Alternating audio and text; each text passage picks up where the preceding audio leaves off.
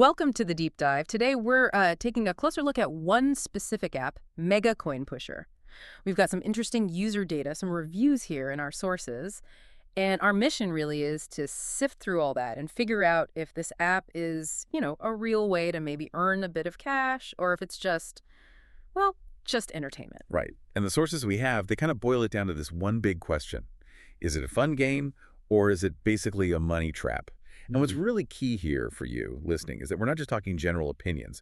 The data gets specific, like really specific about user experiences with actually trying to get money out, the whole payout system. Okay, yeah. Let's start with the part everyone sees. First, the game itself. I mean, the sources confirm it's that classic arcade coin pusher feel, right? And it's got all the bells and whistles, coin storms, these mystery boxes, bonus levels, stuff like that. Oh, yeah, definitely. They make it engaging. And the sources do explicitly say, for someone just playing casually, it can be really fun, pretty addictive even, a good way to kill time. Sure, it makes sense. But, and this is the big but, that fun factor might be hiding the real issue because the sources show this major disconnect between how fun the game is and how well the payout part actually works or doesn't work. Ah, okay. Yeah, the main problem that keeps coming up in the data is trouble with cash withdrawals.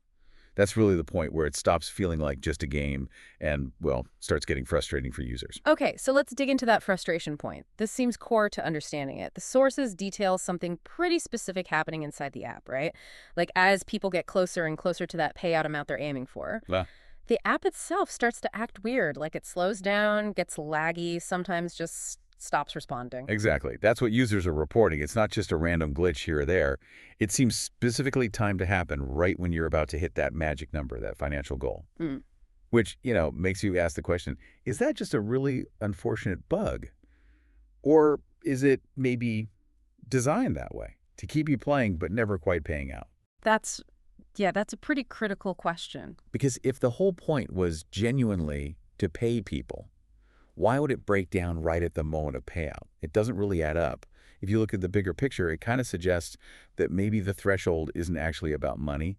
Maybe it's more like a psychological trick, yeah. To keep you watching ads, keep you engaged, right up until the point it conveniently fails. So it delays a disappointment until the very last second. Okay. Do the sources say anything about what happens after that slowdown? Like, do people eventually get paid, even if it's slow? Well, that's the thing. The data suggests mostly no. The practical outcome reported again and again is that cash out requests either get stuck, like indefinitely processing, or they're delayed for ages, or just flat out rejected. Oof, okay. So yeah, the overall conclusion drawn from all these user reports is pretty clear. The game itself, fine, it's entertaining, it works well for that, but should you expect to actually earn real money from it? The sources strongly suggest. Probably not. Don't count on it. Right. So for you listening, the big takeaway here seems to be about looking deeper. Don't just get caught up in the flashy gameplay, the coin storms, the fun stuff. You really need to scrutinize the process for actually getting paid out. Yeah. Does that part of the system, the back end, actually seem built to work? Exactly. And that brings up one last thing to maybe chew on. If this app, and maybe others like it, it only starts to stumble and fail precisely when you reach the point where you should get paid, what does that tell you about what the developers really want? What's their main goal?